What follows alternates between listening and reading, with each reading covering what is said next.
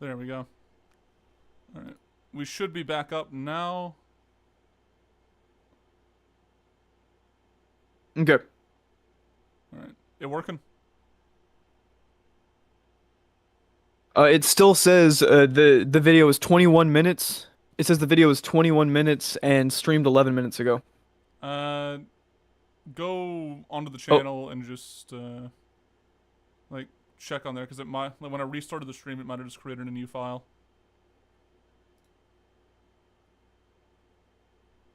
Which is incredibly annoying. What the fuck, YouTube? like that's not cool at all. I don't We know how lost much we we lost. lost like a lot. We lost I think around the last like 4 characters.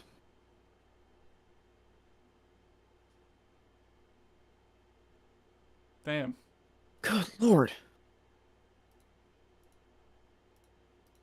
Okay, there we go. I clicked on it. Now is I just need it to open up.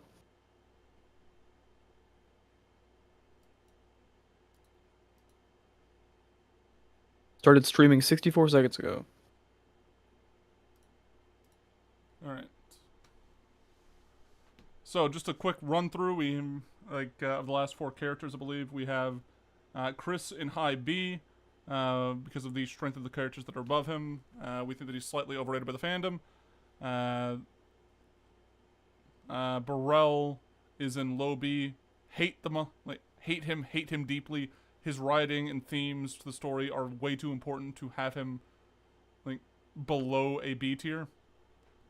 Clay Davis, incredibly hateable man, A tier for his importance to the themes of the show, the writing around it, as well as just one of the best screen presences in the TV series. And then finally, we put D'Angelo in S tier for how succinct and amazing his character is for the short time that he is in the show. And the actor turns in a great performance for D'Angelo. I think the D'Angelo scenes in season 2 are some of the best stuff in season 2. And his death scene is like you get it when you first see it, like you get what they're trying to say, but the reverberations you like are incredible. The reverberations of D'Angelo's death through McNulty, Stringer, Brianna, like uh Bodhi. It's the fact that D'Angelo's death ended up affecting Bodhi in a way that like I wasn't expecting. We're in Bodhi's final episode when he's talking to McNulty and he mentions like we're just like the pieces on the chessboard. It makes you feel so like obviously no one hears that. Everyone hears that and like thinks about D'Angelo teaching him how to play chess and it's just incredible. All right. So, McNulty's judge friend, I can't remember his name off the top of my head. Judge Phelan. We don't have a story without Judge Phelan because the season 1 literally starts with McNulty going to him and like starting the story. Phelan's probably like a C for me. I like the actor. I like him a lot in other stuff, but like he probably has what like 8 minutes of screen time across the entire show. 8 minutes of screen time. He's fairly important to the early season, like to season 1 of The Wire. After that, his importance rapidly falls off a cliff up until season 5. Screen presence, he's fairly enjoyable in the scenes that we do get him.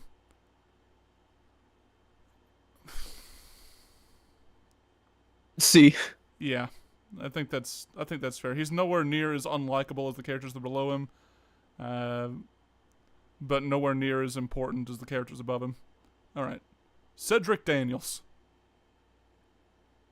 I think you'll agree. This is an odd one. Like my feelings on Daniels just go like in a circle sometimes. Like some days I wake up and I hate him deeply. Some days I'm like, you know what, that's my boy. I think in terms of writing, themes, and everything else, the frustration that I get from him is definitely intended, but it is still frustrating. I would probably put him just below Bunk in A tier, personally. I think so too, and I think that him stepping down as commissioner and getting replaced by Valchek is maybe the most important part of season 5, like from the police aspect of it.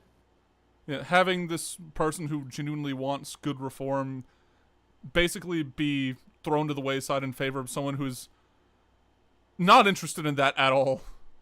Like he deserves to be up here for what he is. All right, Cuddy. I am torn. God, Cuddy is such a fantastic character. I am torn between S and A right now. Like, okay, Cuddy would be a ridiculously easy S if he did have more of a presence in season 5.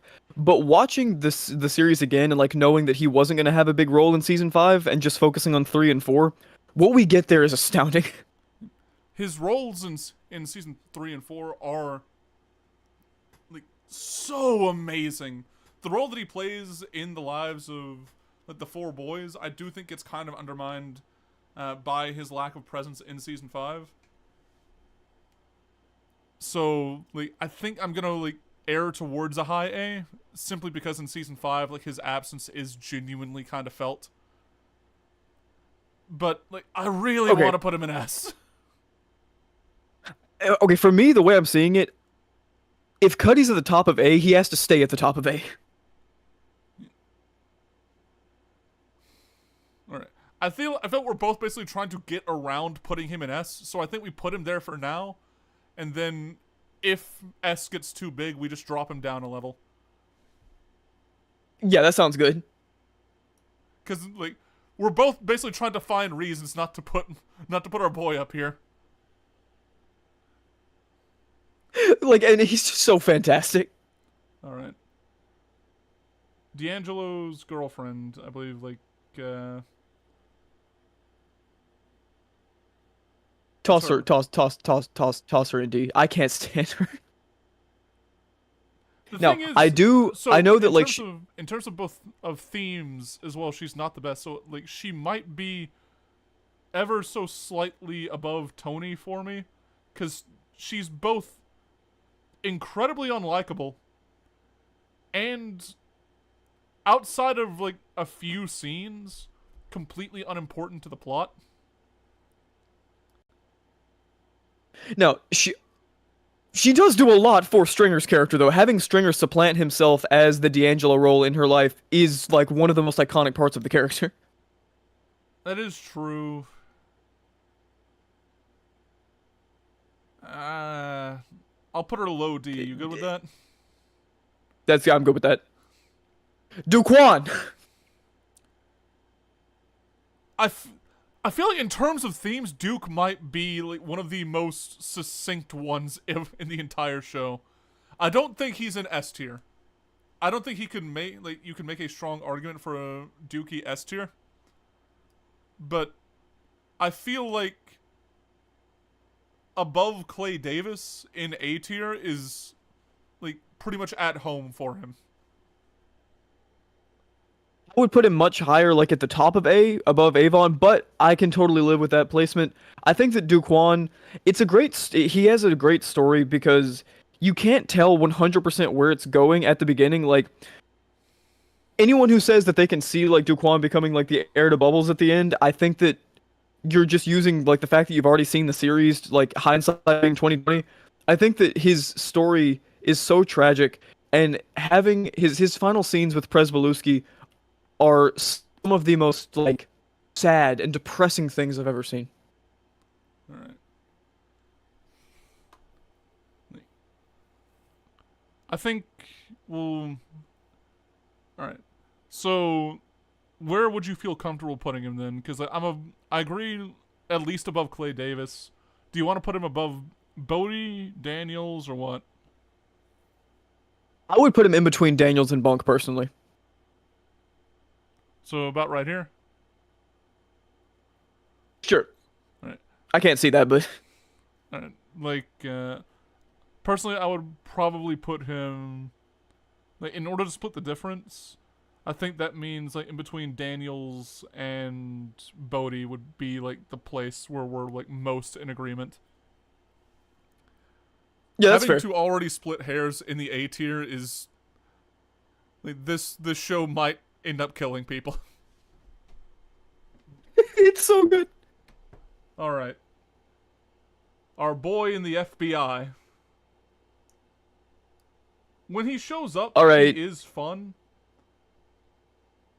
I'm not gonna lie, he's around the same thing as, like, the Judge for me, where we don't get him enough to actually, like, fully enjoy him. and when he is there, he's enjoyable, but not like the leading or most important role. So I think a C tier is good for him, maybe. Yeah, C tier, but above Phelan. Definitely above Phelan. All right. Let's see. Let's move you to the right.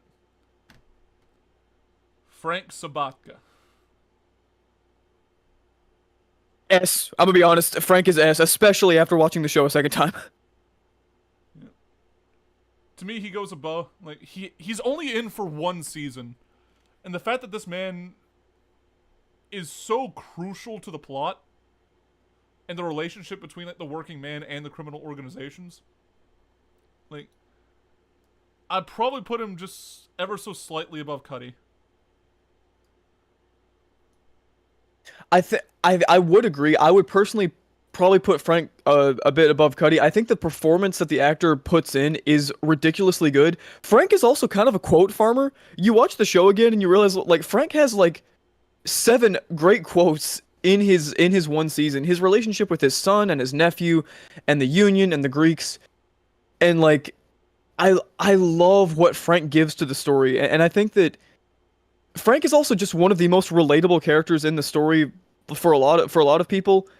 And seeing what he gets stuck in is just so sad, and his death is just so unceremonious and awful. Bro gets off-screened, and you just like you can imagine what happened to him, but God, it's so fucked up. All right, But a truly great character. Okay, I'm gonna say it. I'm gonna go ahead and say it. All right, The Wire is one of my favorite stories ever told. Muzan, a bit of missed potential. A bit of missed potential for how cool of a character that is. Like him handing the gun to Omar and saying like this town is yours now. Like that is a decent send off for the character. But effectively he's in what, like 3 major scenes at the most? If I'm not mistaken, he's only in 4 episodes of the entire series, and that is so little for such a great character. However, he is the man that killed Stringer Bell. Like he is half the man who killed Stringer Bell. So Like, I feel like because of that we have to put him at least in B tier. But for the sheer like missed potential and the amount that he's just absent from the plot, I do have to put him like towards the bottom of B personally. I can see that. How the scene where like him and Omar like aura farm on each other like with their guns in the alley at the beginning of like I want to say episode 11 is so good. Oh yeah. Season 3, it's season 3 episode 11. All right. Our boy the Greek. We never get his actual name. Okay, toss the Greek in A because he is an example of the fact that you don't need to know anything about a character's backstory to find them intriguing. Right. Do we put him above Clay Davis or below? I think like just below. But like, Below, yeah, below. the fact that I'm tempted to put him above, like, even though like, he is, in terms of like the amount of screen time that we have him, it's kind of comparable to Brother Muzan in like total amount of screen time. But the role that he plays is so pivotal, as well as the fact like a lot of his characterization is done through Spiro.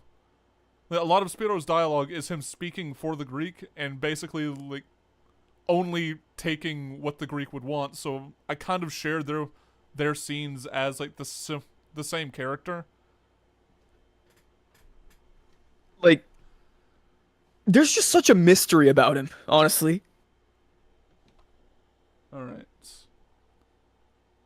The golden boy of the season 5 sidecast. Augustus Haynes. I actually really love Augustus Haynes and think that he's a very well-written, entertaining character. I gotta go A tier for Gus. So I love his role in the story as like someone who genuinely wants like to do what needs to be done in order to get the truth out there. His genuine hatred of Scott and what Scott became is very entertaining, and I just agree with him on it. That Yeah, said, Scott's the worst. that said, I probably put him just above like Bubbles' sponsor and below Brianna, both for his role in the story and for just the amount of character that we have there compared to some of the characters that we have above him. I cannot personally put him in the same tier as the Greek or Clay Davis. I do think that he is more enjoyable of a presence than Burrell, and still plays an important role. So personally, I'd be fine with like a mid to high B. Yeah, that's fine with me. On the higher end of B, like I think just below Chris, in my opinion. Just below Chris? Alright. Yeah, for me. Okay. Herc. I said that with disdain purposefully. Seeing Herc get a happy ending is one of the like most frustrating things. It's frustrating on purpose, but put Herc in B. Eh. So, like, you watched this with me. You saw every time Herc go on screen, I kind of gag a little bit. He is Ryan hates Herc more than I do. He is incredibly important to the story and the themes going on. His likability is so low. I personally put him in C tier because like without him the themes don't work. The themes of the series do not work. But my hatred for the character is so vehement. The actor plays him flawlessly, but God, I hate him. Like I genuinely cannot stand Herc, and I think that a lot. So there are fans that like Herc and then like really start to dislike him in season 4 with the bubble situation. Ryan hated Herc before it was cool. So yeah, the actor does play him very well. I actually something I didn't notice on my first watch through, but I love how I love how Herc is like clearly a closeted gay man, and like how the series like really works in so much stuff with that, and it never says it out loud, and I really like how it works it in. Maybe there's like a headcanon out there where he and Rawls just get together. Oh, we're gonna get to Rawls. Oh Lord. Bunny Cole. Actually, wait. To finish up Herc, I'm fine with anywhere you want to put him.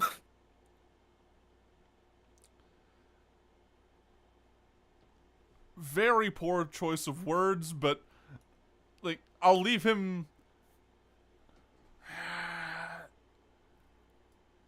I'll put him just above Brother Muzan. All right, B tier is getting kind of like bloated. I think the themes that Herc explores and like the argument that his character makes is genuinely very important. So I will put him like above Brother Muzan because I think Brother Muzan's missed potential does drag him down. If it's just a likability list, he might be like at the like just above Tony in F tier because Tony is just worse. But Yeah, no. God, like I feel dirty putting this man in B tier. Even if I do think he kind of deserves to be there. Yeah, well, one thing like for anyone like trying to get into the anti think tank channel, we're going to try to do more tier lists because we find them very fun, and we really try to rank characters based on like how much we enjoy their writing and how well written we think they are.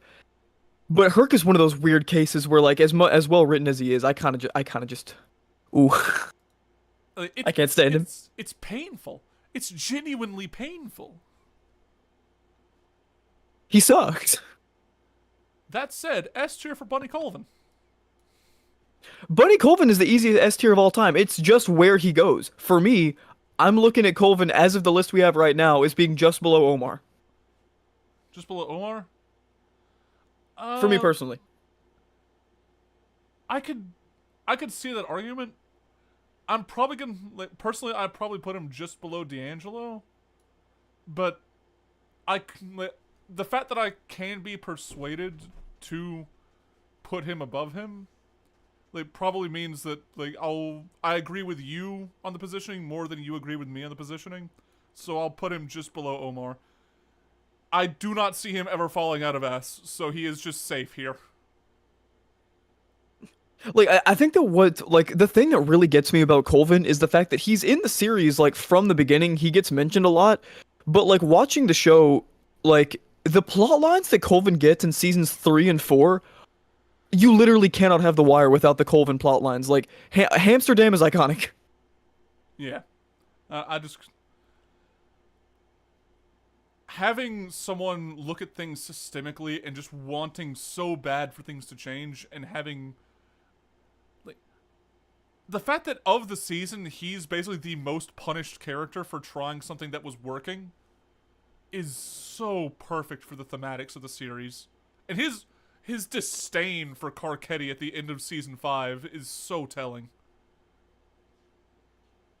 Like it's perfect. It like in my opinion, Colvin gets a great final scene in season 5, and like I don't get this feeling of missed potential for I get an ever so slight feeling of missed potential with Cuddy in season 5.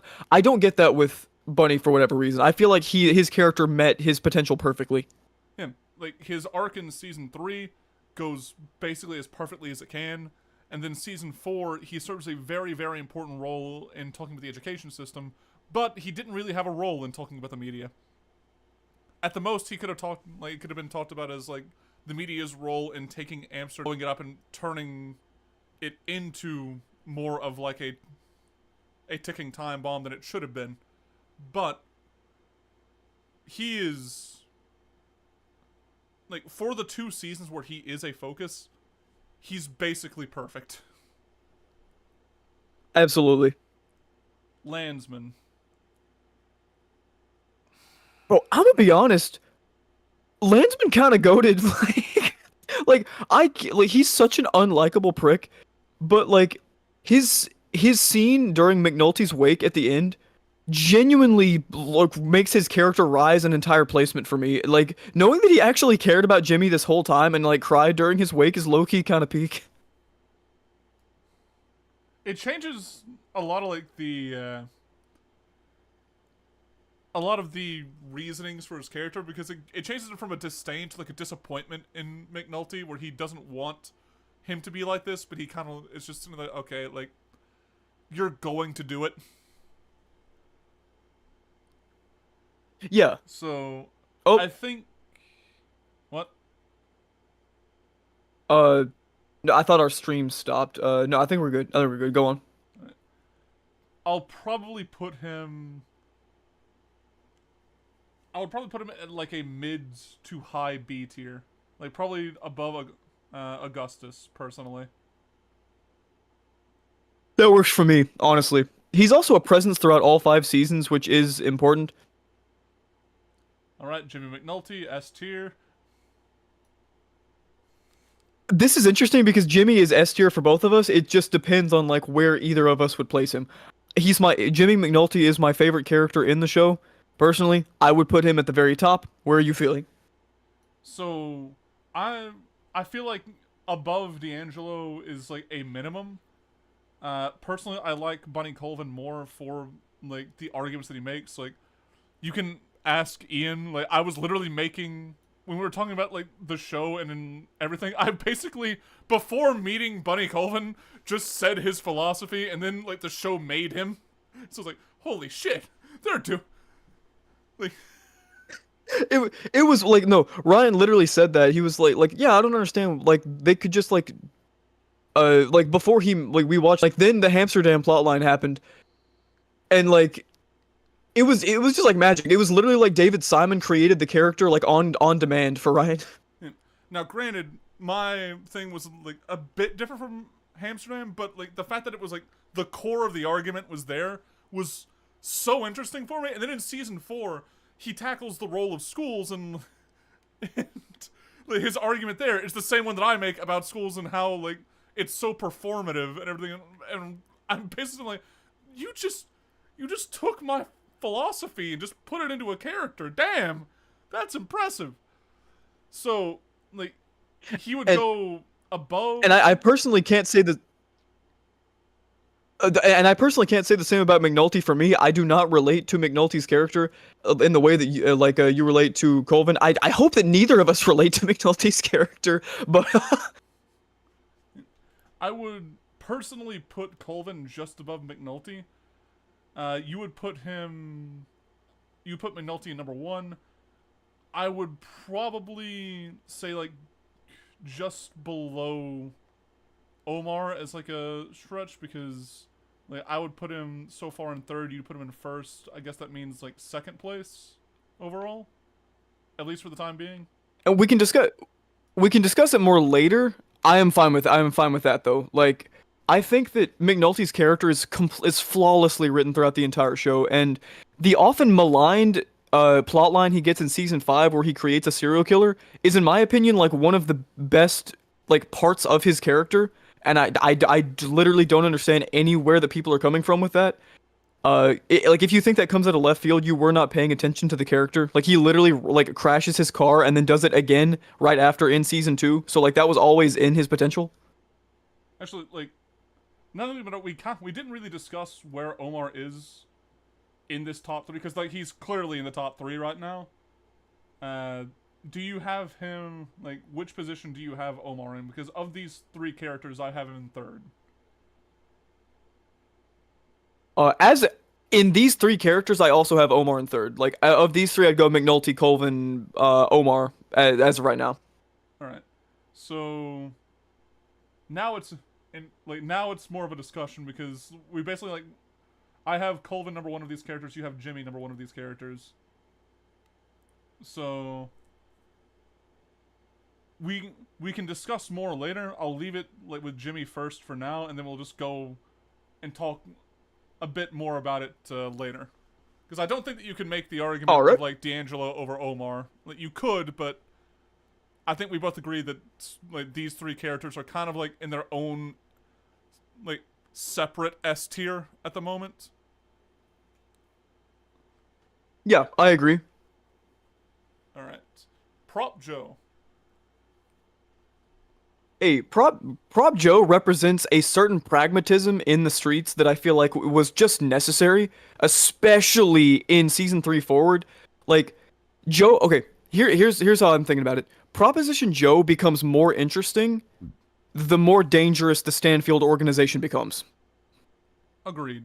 I would probably put him mid to high A. I don't think his thematics are better than Duke's, but I do think his role and his screen presence put him above Bodhi for me. You think that's a fair placement, like in between Bodhi and Duke? Perfect placement. I think so. All right.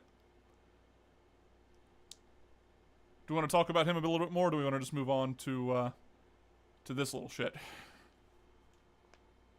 Um, I am very hungry, and so would not mind going ahead and tossing Kennard in B tier because of how ridiculously important his character ends up being. He's ridiculously important. I'd probably put him slightly above Brother Muzan at the moment. Which means that now I think this like pretty much officially means that we might have room for like one more character in B, but then we have to start like knocking characters down a tier if we want to put somebody in it. Yeah, right. Okay, to keep that from happening, maybe Kennard in C. I don't know. Because I want to keep as clean lines as possible. But, like, I'll put him in B We for can't now. do that with this show. I'll put him in B for now, and then we can Alright, just that's see fine. about, like, because eventually we're going to have to start ordering people and have, like, a genuine, like, amount of tiers, because Tony's alone down there. So, alright. Kima's wife, or now ex-wife. I like what she does for Kima's character, but she definitely is in service to Kima's character arc. She doesn't stand as much on her own. I'd say, like, just below the judge, personally. Yeah, I'd toss her there. Now, Shakima Greggs, on the other hand, If I see an argument to put her anywhere below an A, you are just angry about season 5. like, now don't get me wrong, you are allowed to be angry about season 5. However, Kima, in my opinion, I would put her like in between Daniels and Bunk. I think her presence throughout the show is great. Her death scare at the end of season 1 is like an iconic scene, and having her get like recover from the bullet and go back to the police, like kind of foreshadowing her kind of addiction for the job in a similar way to McNulty, is great. And honestly, Kima in season 5 is probably the best writing she has in the entire show. So like, yeah. Yep. Personally, I agree in between Bunk and Daniels.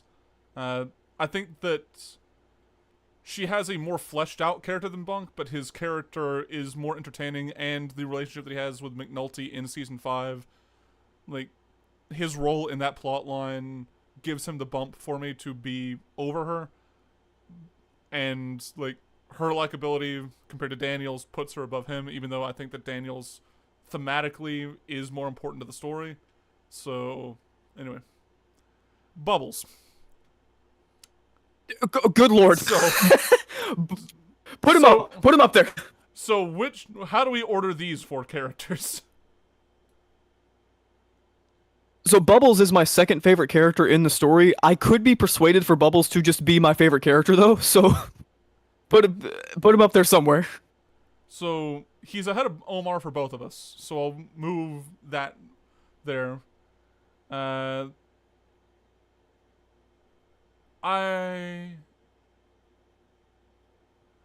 personally put Colvin above McNulty, but I have McNulty lower on my overall list than I do for Bubbles, or than I do for yeah. So we'll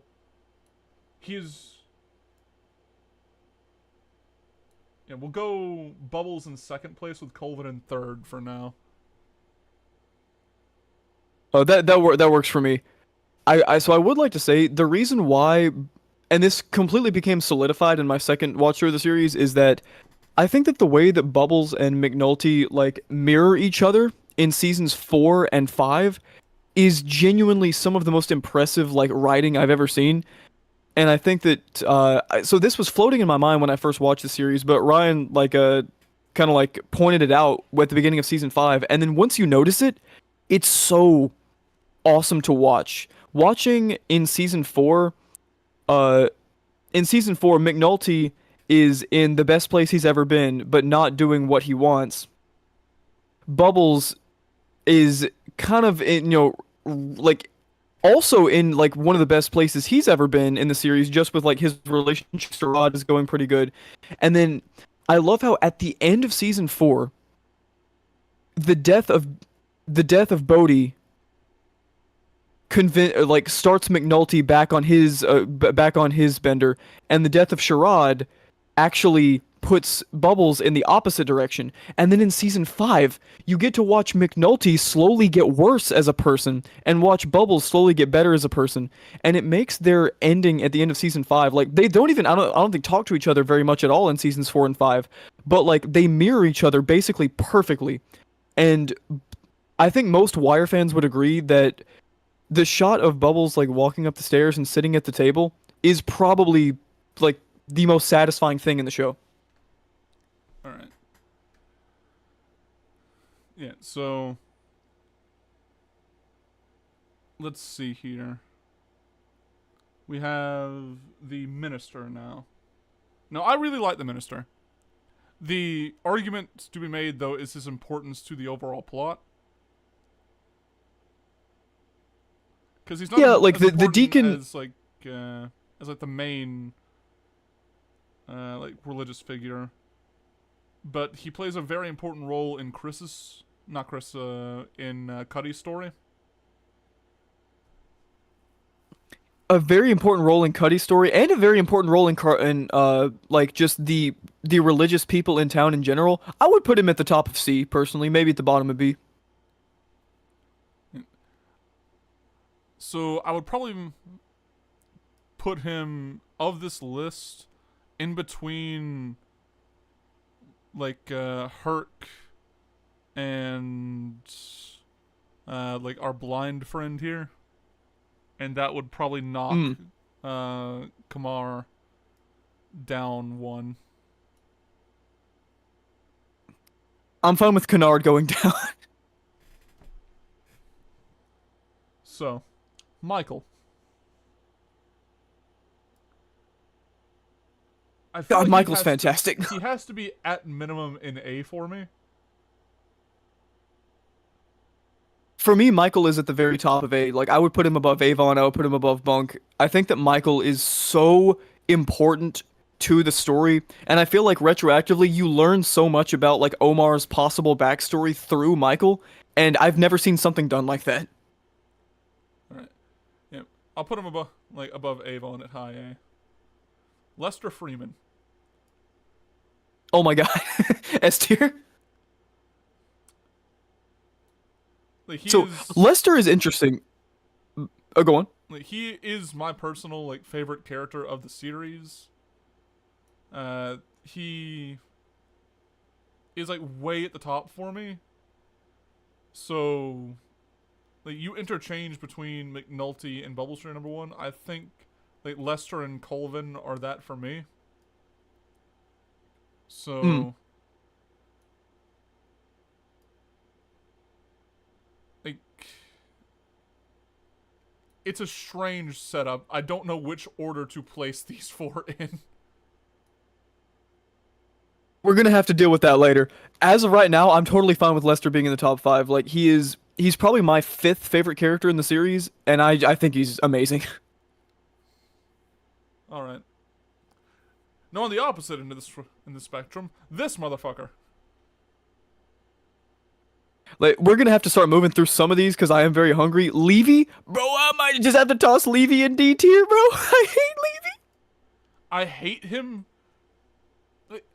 He is very important to the plot and thematically. I might give him low C. He is. Because, like, just because of his importance and his themes. He might be the most, like, one of the most unlikable characters in the series. Like, he sucks, but man, he's important. And okay, Levy also like is responsible for like the legal side of things is so interesting in The Wire, and you literally can't have that without Levy. Like, that man somehow got Avon Barksdale out of jail. Like, all right, Ms. Daniels. See. So, she's important to Daniels early on. She doesn't have much going on screen. Importance, she might be the least important character of the series. Like, and personality-wise, yeah. she's not incredibly strong either. I'd probably put her in, like, the middle of D tier. Like, below... That works for me. Like, in terms of importance, she's definitely below Naaman's mother. Personality-wise, she doesn't have as much of a screen presence. She's probably, like, just above D'Angelo's girlfriend. But putting her down with Tony would feel wrong, so yeah, that feels good. Alright. Marlo Stanfield. God, what a villain. What a demon. He probably goes above D'Angelo for me in S tier, personally. Like, he is such an interesting villain. And I think that, okay, one of the reasons why people consider The Wire to be such a masterpiece is the way that the Barksdale organization runs things for seasons 1 and 2, and then Marlo, like, pops up in season 3 and starts, like, the war, and then Marlo runs things for 4 and 5. Like, you gotta admit, that is just a satisfying plot structure. Incredibly so. Alright. So, like, we also went over before, like, in person, how, like, Marlo took the worst aspects of the 3 gang leaders before him, or, like, took lessons from them, but forgot, like, what makes their philosophy work. Like, he took Avon's warrior culture without the honor. He took Stringer's like business focused mindset without the like planning and structure, and he took And he took Prop Joe's like pragmatism and connections, and basically just wiped his ass with him. Like, like took his connections and his like basically like, his dealings and such without genuinely without the like negotiability of it, which is what made Prop Joe like so secure in his position. So he is an S tier. Hey Connor. like in a way, Marlowe. Sorry, buddy. You haven't watched The Wire, so we couldn't include you on this one. Sorry, buddy. And this is a live stream, so yeah. All right, so yeah, Marlowe probably goes just above D'Angelo for me. You good with that? Yes. Also, Connor, get out of here because we're talking spoilers, and it's an amazing show. All right. This dude, I don't even remember his name. Hey, he's pretty cool though. Toss him in C. Like he'll be below Levy because I like him. There's not much there. But now we got the man himself, the legend himself, Cheese. Cheese is perfect for the like. You need a stupid egotistical character in the show, and Cheese really does fit that perfectly. His death at the end is just like straight up great. Toss Cheese at the bottom of B in my opinion. So above or below Brother Muzan? Oh, below, below. All right, so that would put him at the top of C. Oh yeah, that's fine. Top of C. All right. Namond. I would personally I'm honestly put Namond above the Greek. Like I would. I mean, put him, I would put. For me personally, I'd put Naaman like towards the top of A, just because of how important he is to the series, and seeing him give his speech in season 5 is like, along with Bubbles walking up the stairs, maybe the most satisfying thing in the season. All right. So of the characters, where would you put him? Like above, like above Kima or what? I don't know. The way I'm looking at it, I'd probably put him in between Daniels and Duquan, maybe? All right. So we'll put him. Do you want to put him above Bodie or Clay Davis? Because I think that's. He's like you said above Duquan or Prop Joe is what you said. I'd probably put him in between. If you're saying it like that, I'd probably go in between Bodhi and Prop Joe. All right. Bodie and Prop Joe get in there. There we go. Greek falls to the top of B tier, moves on to the top of C tier. Get Hey, on we got Nikki Sabatka. Nick Sabatka. Let's see here. I really like Nick's story.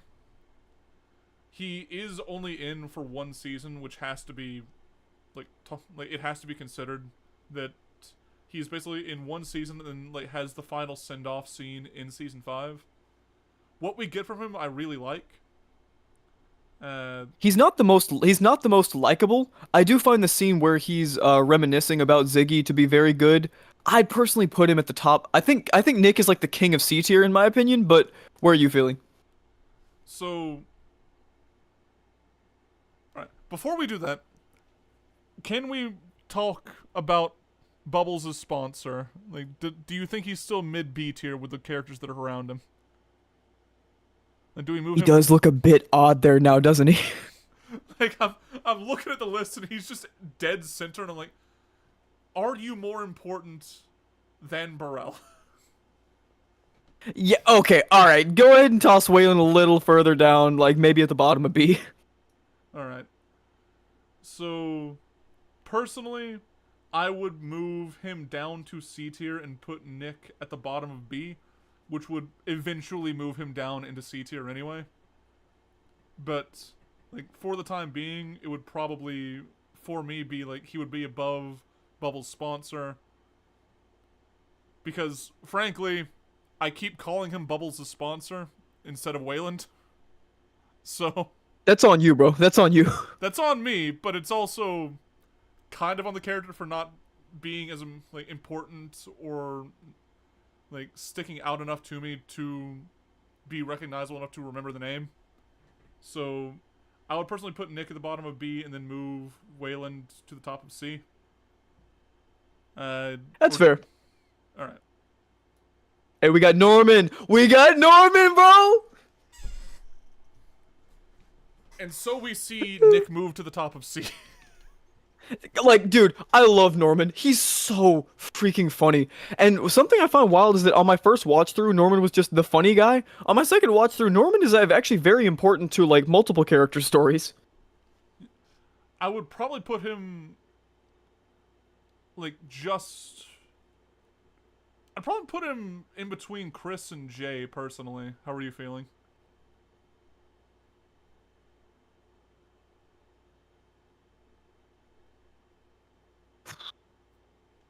Yes, that I think that actually works perfectly for me. I think Norman's great. He has so many quotes. I love his laugh. I love his like his friendship with Carcetti. The scene where they wait for Rawls to drive away and then rush to the car is so funny. Like they have such a great dynamic. Okay.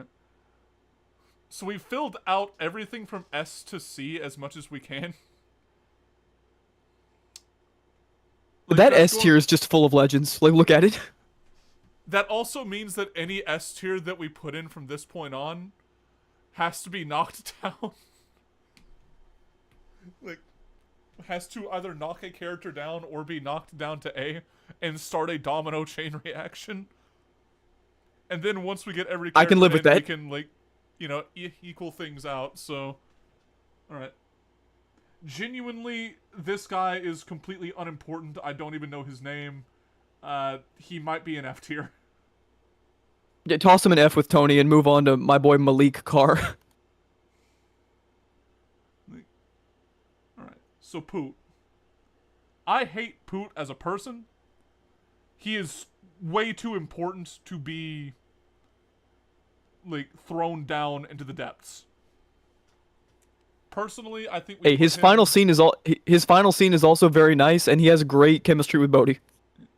Personally, I would probably put him in between Jay and August.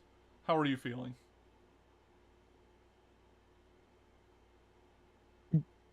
I'd put him a little bit lower, like maybe between Brianna and Burrell. Alright. I'll agree with that. I can't even look at Randy's face, man. He makes me so sad.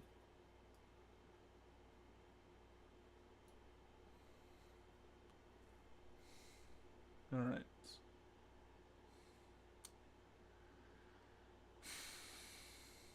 Now, this one is definitely going to come to personal preference, because I think the writing for him and Namond is basically equal.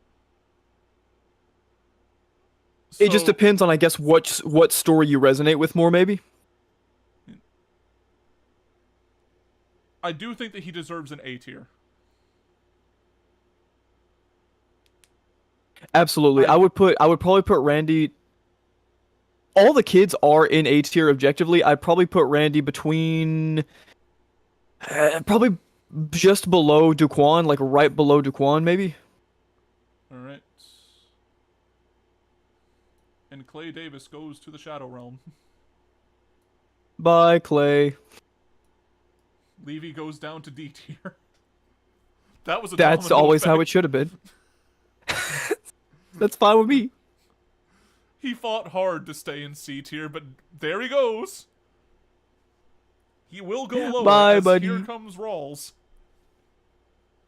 Good lord. Okay. I will say, Rawls is so important for what The Wire has to say about like homophobia. Like, and there's so much like with that, like with it's explored with Omar's character and Herc. It might be explored maybe like so it's explored less well with Rawls than the others, but it's very good. Yeah, I think that his role in the story and like the thematics around his character carry him in the list. I would probably put him in between like Chris and Norman in terms of like just overall writing. He's not a likable character, but the themes in the writing that are explored with him, he's so tied to the core themes of the show that I feel like I can't put him like on the likability scale. I can't weight it towards that. I have to weight it towards the writing. So I think between Chris and Norman is basically perfect for him, at least to me. And I would like to say three things about Rawls right quick. I really like the scene at the end of season 1 where he tells McNulty like, "You didn't do this. You weren't responsible for Kimmy getting shot." I really like how Rawls being gay is like a like blink and you'll miss it type moment both times that it's mentioned, like with the graffiti on the wall and at the end of season 4 and the scene in season 3. Great stuff there. I think that Rawls being center stage during the Flight of the Valkyries scene where they dismantle Amsterdam, that is his most important scene, and I don't think anyone can really like. I don't think there's a scene you can argue is more important for Rawls than him like blowing the whistle on Amsterdam. Yeah. So he's yeah, I do think between Chris and Norman, what are you feeling on this? Yeah, between Chris and Norman sounds good. All right, Rhonda. Bye, Herc. Okay, bye, Herc. You go Rhonda down to Perlman. see Rhonda is in the show the entire time. I'm going to be completely honest here. The Wire never bores me. There's no scene in The Wire that just outright bores me. The stuff that comes the closest is the Rhonda and Daniel stuff. I'm gonna be completely real. There's sometimes when Rhonda and Daniels are on screen and they have a lot of screen time together in season 3 that I'm just like,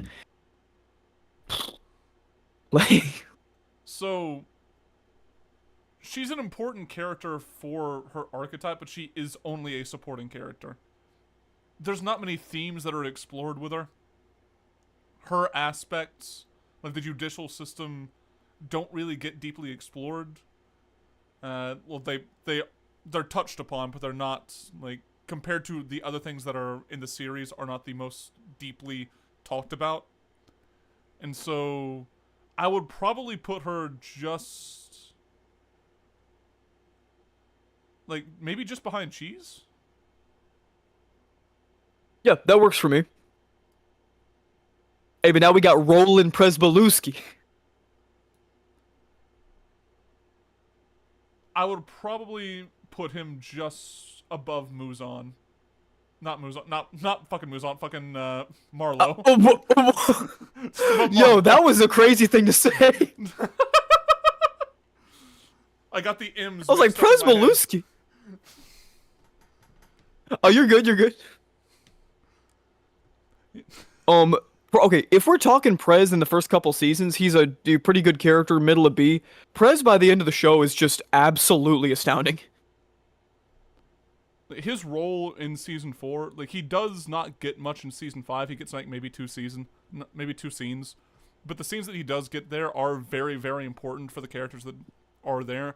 And in season 4, he is the POV that we get for the school system, and I think the school system arc is maybe like one of the best in the entire series. So Maybe the best. I would probably put him like maybe like above Marlowe. You could make an argument for being just above D'Angelo, but he is definitely high up there. God, yeah. I like Prez more than Carver. I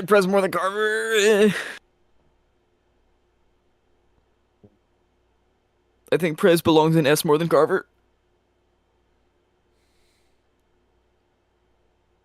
Right. So, do you like? How are you feeling on Carver's decision? Do you think it's accurate that he's above Frank Sabatka? Because I personally think it is.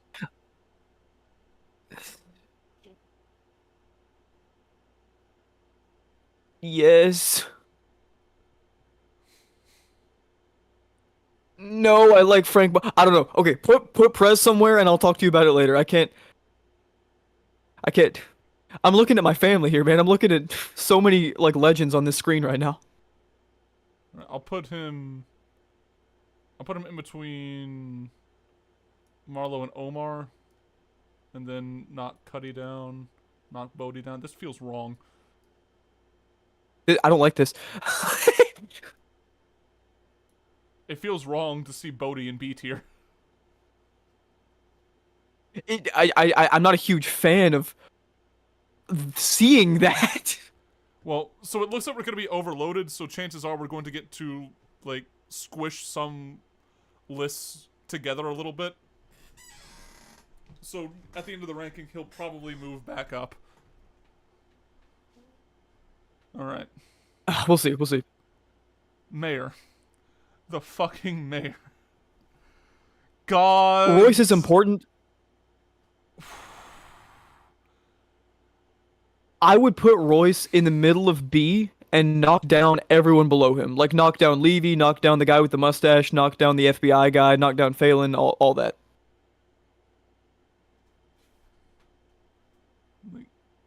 In the middle of where?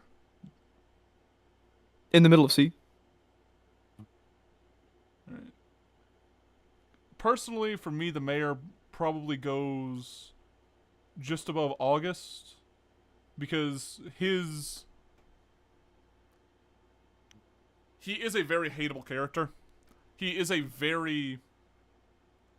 His just single-mindedness and his comfort in his incumbency is such a huge part of his character. Yeah. And I think for the themes of the show, they are one of the most important aspects of it. So I would actually probably weight him like just above Rawls. Now that I'm thinking about it. That works for me.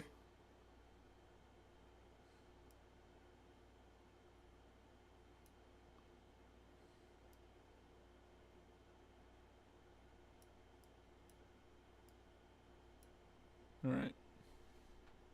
We're gonna get a lot more people in F tier now. And it is Hey, not it's going to gotta be happen. Beatty. It is not going to be Beatty. It ain't BD Russell. Me and my homies love BD Russell, but I'm looking at this list. She's below Nick. I don't know. Personally. She's below Nick for me. Like, in between Nick and like Bubble sponsor is like the perfect place for me.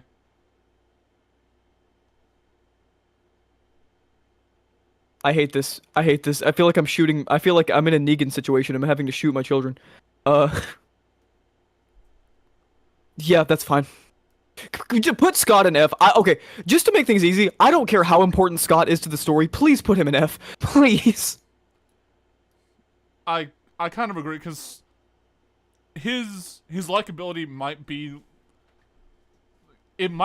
at the same level as Tony.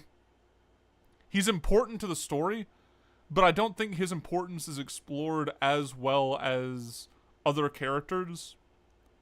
And he's mostly a tool for McNulty to use. Now, the scene where he gets told off is great, and, like, him getting the Pulitzer in the final scene, in his final scene, is just so important for the story. But I hate Scott, and Scott goes in F. Alright, well, let me do this then. Let's move you two here. And then we have more room to work with. Because I do think he's better than those two characters. Alright.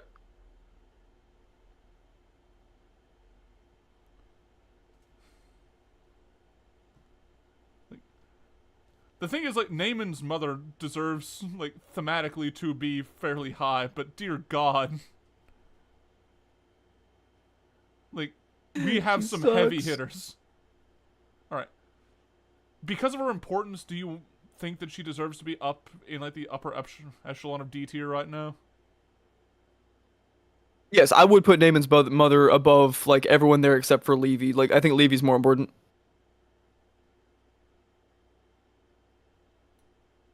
I don't know how Levy got that low. Right?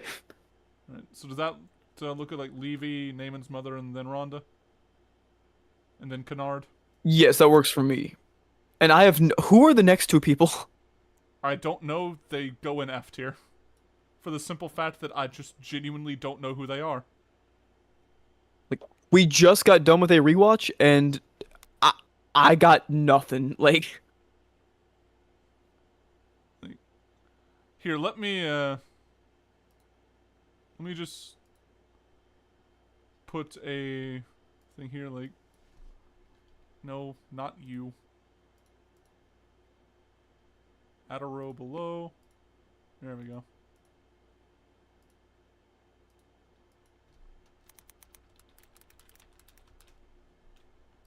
There we go. Well, I don't think they need to take up spots on the list because we just don't know who they are. like seriously.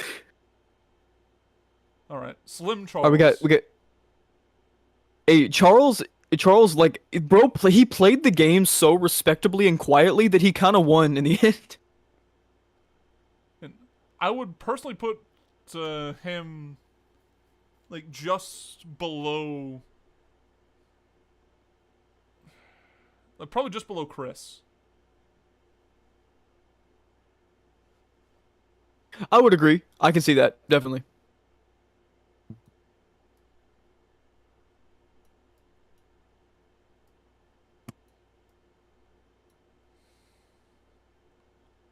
All right, Snoop. Personally, I put her Snoop. slightly above Chris overall in terms of character, in terms of personality. In terms of importance, she's definitely less important than Chris. So I think they're like pretty much tied hand in hand anyway. So I think they like wherever Chris ends up, she has to be like right next to him, I feel. I think that I would also put Snoop above Chris if for nothing that like her character's ending is just like great, whereas Chris's character's ending is just really good. Alright. So just below the Greek. Yeah, that works for me.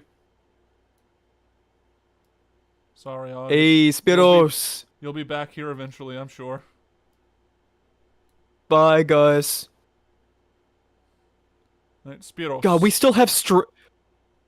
Okay, let's be honest. Spiros is one of the closest things the show has to just a straight up aura farmer. Yeah, I think genuinely, I think that Spiros, like, I have him. He has a more important on-screen personality than the Greek.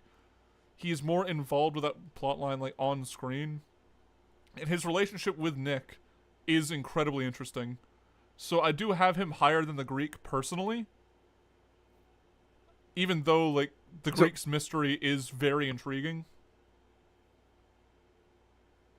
I would say that. So something I find interesting about Spiros, no one talks about this. Can we talk about how like wild and interesting like the Greek's line to Spiros towards the end of season 2 is, where he's like, you want to, to make Nikki your new son. You've been looking for a new son. Like that never gets. Like, I mean, it gets slightly explored, but like that's such an interesting line. So yeah, I think putting him just below Clay Davis works for me. Do you agree that the Greeks, like the Greek faction being mysterious, is just the right way to go in the story? Yeah, the fact that they are so above the game that like they can't even really be investigated. It works perfectly. All right, good lord, Russell Bell, Stringer, bro. Oh my god, what? Like, go ahead. What do you got to say about Stringer?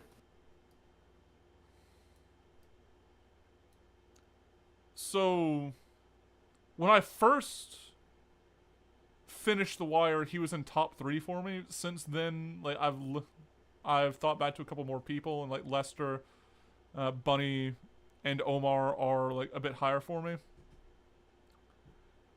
I cannot put him like I cannot put him like outside of S tier. He is above Marlowe for me. There's an argument for Presbalewski being below him, but like he is such a well-written character. Like Stringer had like what I love about Stringer is that like you his character gets more interesting every single scene he's in. In season one, he's pretty cool, pretty interesting, and then he slowly supplants. Watching Stringer supplant himself into multiple people's lives, supplanting himself as the leader of the Barksdale organization, supplanting himself as like D'Angelo's role in D'Angelo's girlfriend and like and child's life. He's such a sinister character, and his intelligence is ridiculously good. Like Idris Elba actually got so famous from that role that he ended up playing uh, a character called John Luther in a British cop show that's another one of the best like police shows of all time. Kind of falls off at the end, but like Idris Elba cannot be understated in that role. He's amazing. He also has like let's just be honest, he probably has the best death scene in the show. Oh, hands down. So, where are we feeling? Like, above or below Omar? We'll use him as like a weight here. I would put Stringer, in my personal opinion, slightly below Omar. That's pretty much how I'm feeling as well. So, this is gonna hurt. It will be corrected soon. Do not worry, my friend. Oh God, Naaman, no. Norman, no! Naaman! No! You put them back up. Savage. You bastard.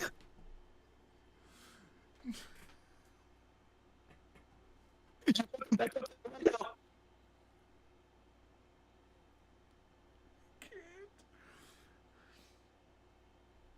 Bro, I actually can't stand you. I never should have shown you this masterpiece if I'd known you were gonna do this to Naaman.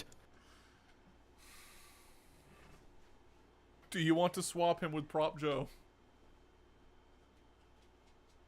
Yes.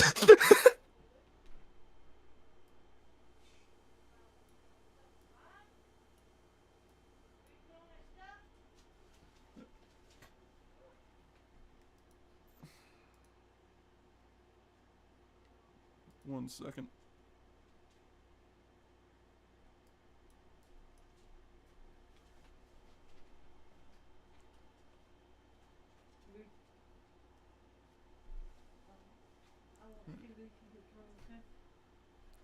Alright. So. Alright. Had to deal with something for just 1 second there. Alright. Here we go. We are in the last stretch. So, We got this. Sydnor. I like Sydnor. I don't like him as much as Norman. I think in between Norman and Jay for me.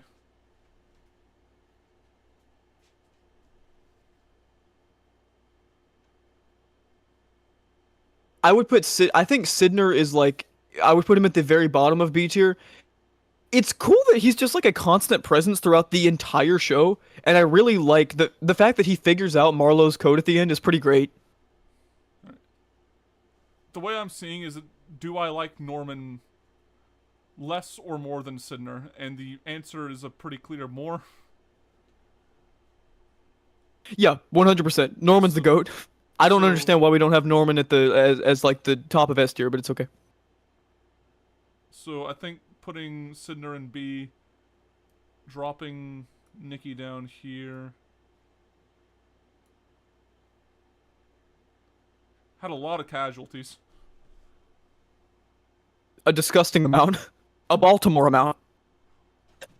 We still have Carcetti and Wallace. Can we by talk the way. Are you serious? Holy shit, we do. I didn't realize Where's Wallace? Where's Wallace going, man? Where's Wallace going?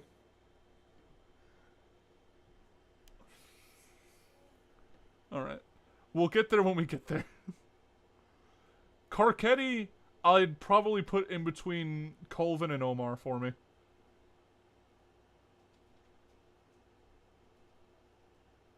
Okay, so I would personally put Carcetti slightly below Omar. I am totally fine with that, though. We both agree that you literally cannot have The Wire without Carcetti.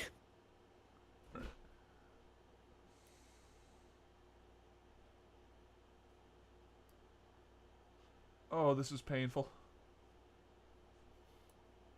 I don't like this. Hi, Naaman.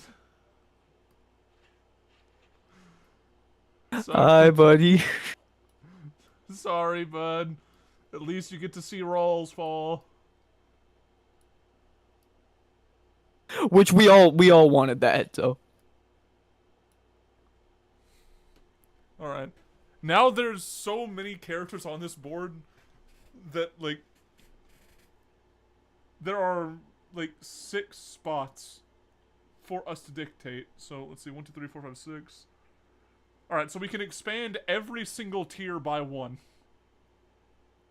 that's fine with me. And that would make it literally even across the board. So do we want to move Carver up back to S? Or... And then, like, move Naaman up to... Like, up to A? And then just... So, like, what we'll do is, like, this... Yeah, do that. This... This... And now we just have an extra thing to go with.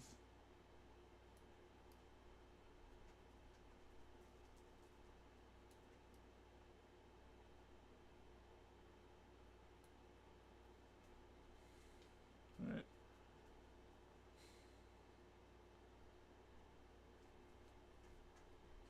So, this guy was, like, a part of the...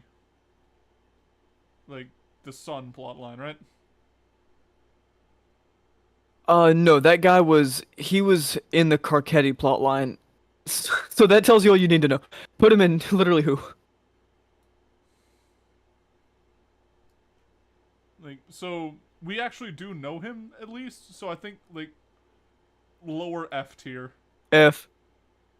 Valchek. Yeah.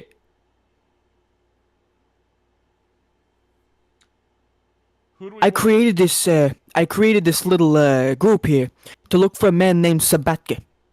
Frank Sabatka. I would personally put him in, like, the middle of B tier. He's like Valchek is so important to the story. Like he's so important. I put him in between Chris and Slim. Like having Would put him him- go off on his like little tangent in season 2, like you learn so much about just the way the police work, and the idea that a higher up just on a petty grudge, that was a real wake up call for a lot of fans. I would personally probably have the mayor above him, but I can settle for, like, Slim Charles, then Valchek, then the mayor. That's fair. Alright. Personally, Where's Wallace, man? I would have Wallace, like, trailing just behind... So, like, Wallace was, like, the original Randy for me. So I think that he is in, like, that With it- conversation of, like, I think Duquan, Randy, and Naaman, like, somewhere in there. And it cannot be denied how important Randy was for the show. And for Michael B. Williams to be that young and turn in a performance that great is incredible. Like, I think most people would agree. I mean, would you agree that Wallace's death scene is probably top 10 scenes in the series? It's both one of the most important and the most, like, thematic of the series. Having the poster of of Tupac, Tupac. right behind his corpse at the end of it is so amazing. And it actually gets my stomach churning. I would probably put him, like, just below Daniels for me. Like, because his death is, like, amazing. It's one of the most important thematically. It plays into D'Angelo's plot line pretty much perfectly. Like, he is, like, mid-A for me, like, just below Daniels. I would say so as well. Like, in my opinion, if Wallace literally cannot be in B tier. He's too important, too likable, too innocent.